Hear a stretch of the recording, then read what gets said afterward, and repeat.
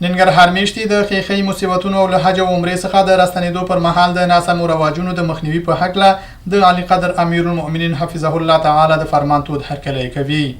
دوی د غرض له علماو، قومي مشرانو او ځوانانو غواړي چې دغه فرمان په ښه تطبیق کې اسلامي امارت سره بشپړه همکاري وکړي. تورخم دروازه په بشپړ ډول پرانیستل شوه.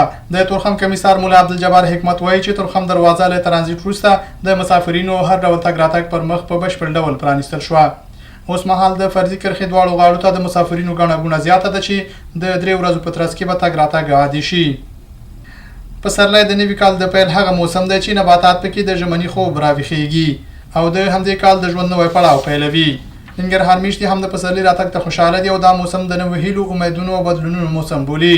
دوی وایي د پسرلي په راتلو د ژمي سړې او اوږدې شپې تېرې او خلک له بندوخونو د باندې تازه هوا کې د خوښۍ ساه اخلي.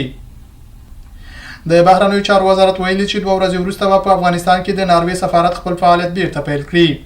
یاد وزارت د خبرپاڼې په خپرولو سره ویلي د ناروې په پلازمینه اوسلو کې د افغانستان سفارت د 1404 لمریز کال د اوري له 4 نیټې څخه چې د 2015 کال د مارچ له 30 سره سمون لري قونسلي خدمتونه به پیلوي. او د نورستان ولایت د اطلاعات او کلتور ریاست د 1403 کال د لاسته راوړنو راپور رسنیز کړ. د یاد ولایت د اطلاعات او کلتور رئیس مولوي سمیع الحق حق بیان وویل چې د 1403 کال په ترڅ کې د نورستان له تاریخي سیمو او طبیعي ښکلاو څخه 300,000 کورنیو او بهرنیو سیلانیانو لیدنه کړې. دا لنډیز و ترابي صاحب. نه پوهېږم چې دغه د تورخم خبر پکې شته مو خبرونو کې که نه و.